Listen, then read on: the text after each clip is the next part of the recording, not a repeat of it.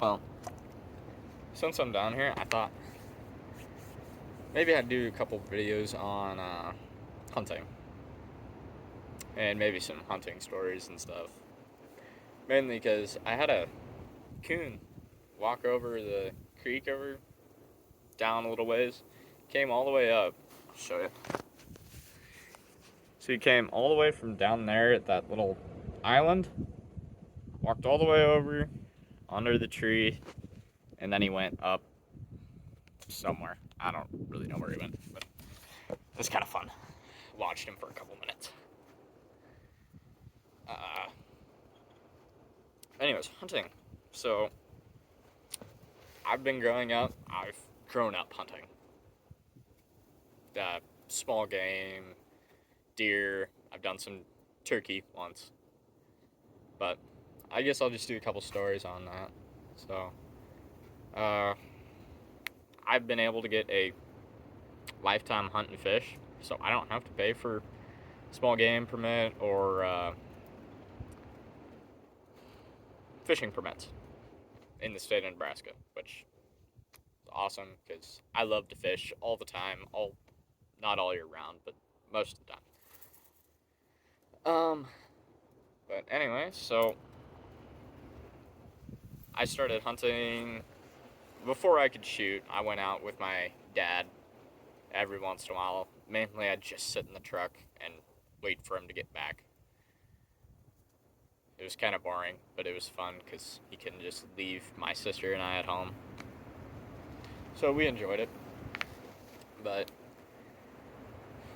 at a young age, before I had a license, before I knew, hey, that's not the best thing to do, I would go out and I shot a rabbit with one of my friends and then went over onto the other person's property.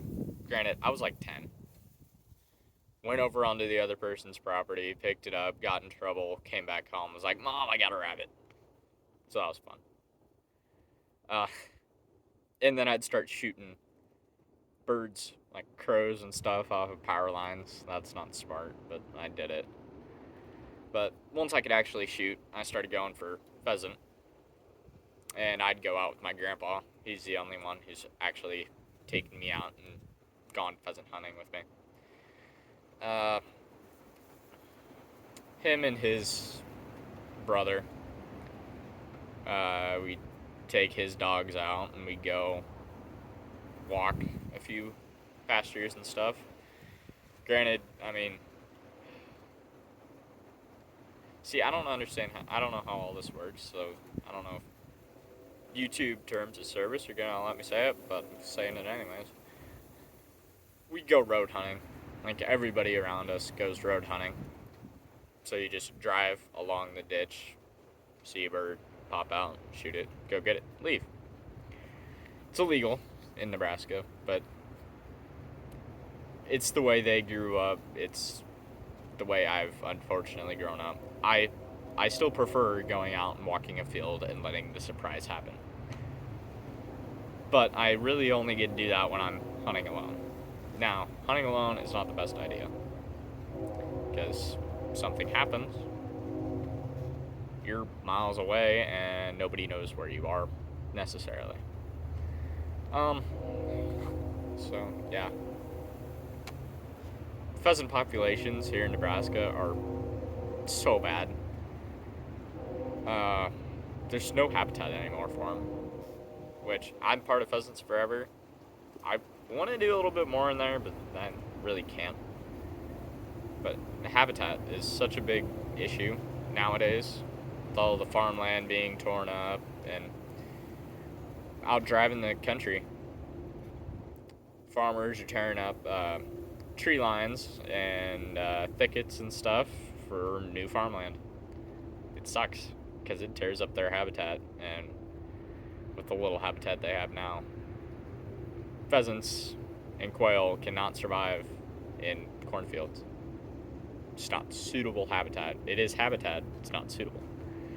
Or not the best. But,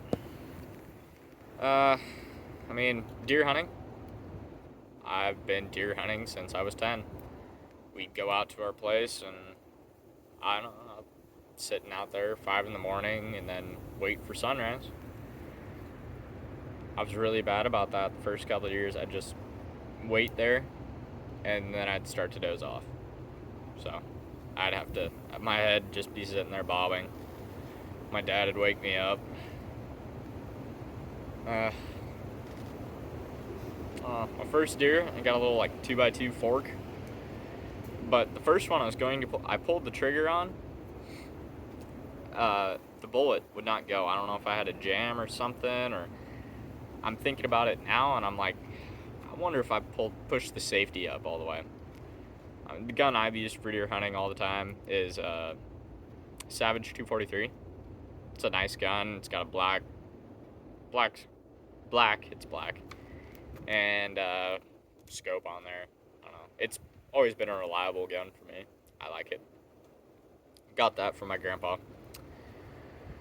Oh.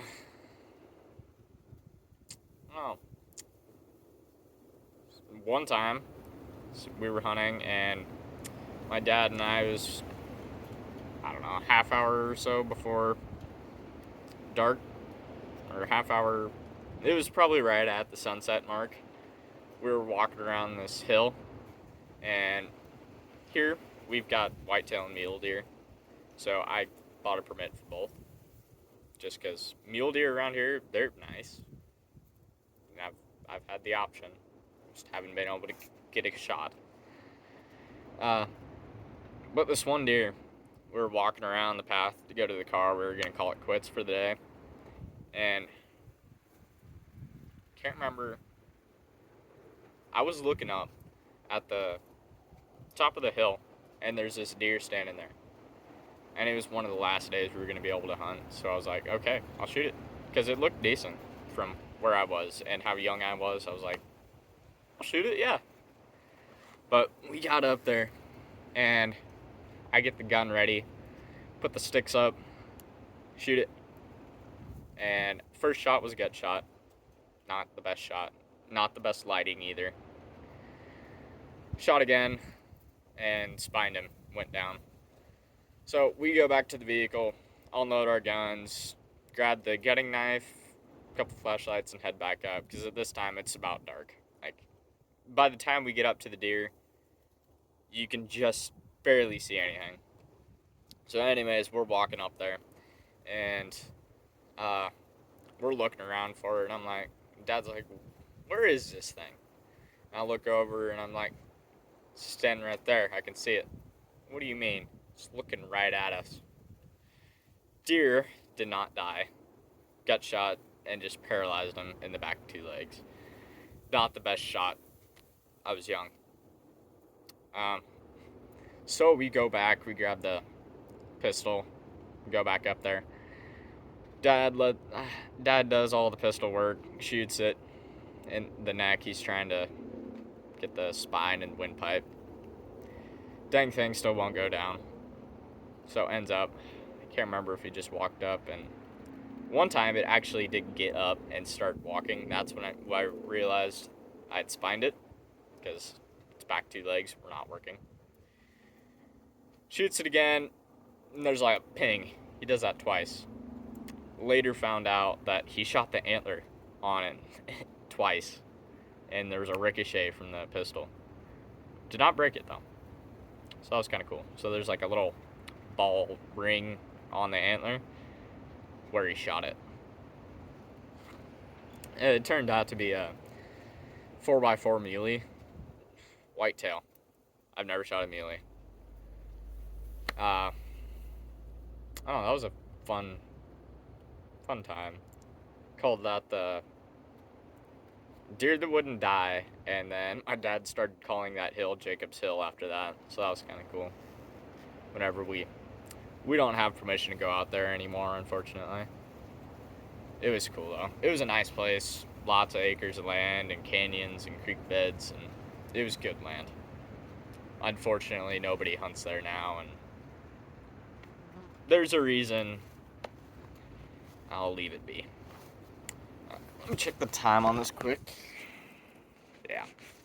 So, I'll do another couple. I mean, it's at 10 minutes, so I'm probably gonna call it good on this one.